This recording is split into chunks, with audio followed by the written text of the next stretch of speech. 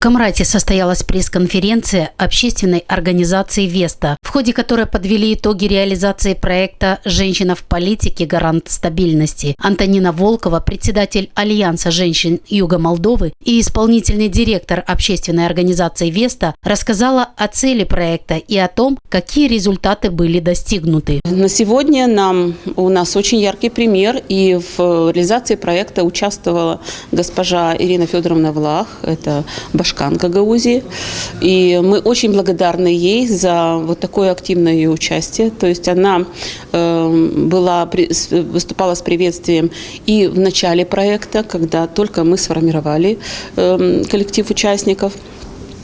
А также и представители замбашкана Гагаузии Олеся Федоровна Танасогла. Она была на одном из итоговых мероприятий, на ярмарке успеха, и тоже поделилась положительными историями, и в том числе и рассказала например, о том, как в политику пришла госпожа Башкан. Я думаю, что вот именно эти моменты очень помогли, особенно в начале проекта, помогли нашим женщинам, вдохновили их на то, чтобы они очень активно использовали и свои возможности, и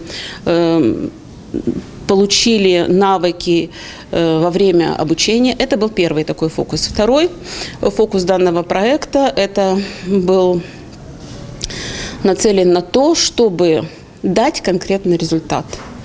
Чтобы те женщины, которые прошли обучение, действительно, реально воспользовались тому, чему они научились. И мы этот результат видим. Координатором данного проекта является руководитель Центра гражданских инициатив Гагаузии «Сталкер» Сергей Пашков, который отметил, что данная программа была приурочена к состоявшимся 14 июня нынешнего года всеобщим местным выборам. У нас цель была, во-первых, изменить количественное присутствие женщин в органах местной власти хотя бы на 10%. Мы надеемся, что нам это удалось. И второе, поменять имидж, не то что даже имидж, а отношение избирателя Юга Молдовы, которое традиционно такое патриархальное, то есть слегка пренебрежительное, наверное, в чем-то к женщинам-политикам, изменить мнение. Для этого было снято 2 телепередачи, 1 рекламный ролик, где рассказывалось об успешном опыте женщин-примаров, женщин-советников Молдовы, и где как раз формировался положительный имидж женщины-политика. Так как вы знаете, что женщины по своей натуре, они все-таки более мягкие, более склонны к компромиссам, менее агрессивны. Именно вот таких качеств не хватает в нашей политике. И, конечно, женской мудрости.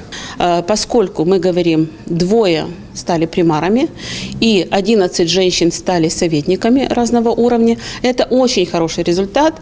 И эти женщины говорят, да, мы воспользовались теми методиками. Конечно, у них есть и свой опыт, у них есть и авторитет, видимо, да, и они провели вообще большую работу вместе со своими командами.